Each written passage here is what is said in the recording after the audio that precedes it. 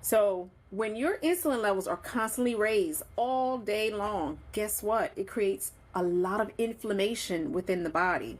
That surge of blood sugar nonstop all day long contributes to so much insulin circulating through the body, it has nowhere to go.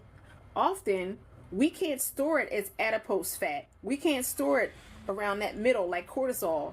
So guess what? The body reabsorbs it and it gets stuck in the liver and it creates liver fat.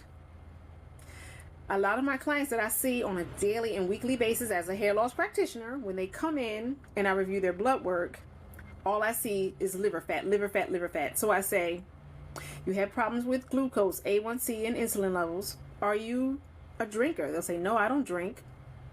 My next conclusion is looking at their diet. I'm like, you eat a lot of processed foods and or you have a lot of stress. You have a high stress life, high stress job. And they'll say, well, yes. All of that stress, all of that blood sugar and insulin circulates through the body nonstop all day long because all we're doing is eating, snacking, eating the wrong foods.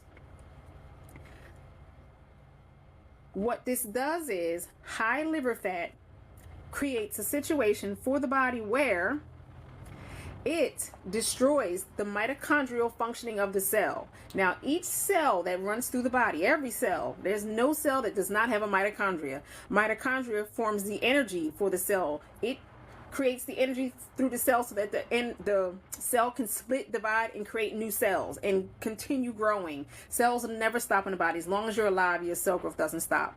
So when we're eating too much sugar and we have high insulin levels and those insulin levels have nowhere to go, they do get stored in our body as liver fat. That's why we see higher incidences these days of non-alcoholic fatty liver disease.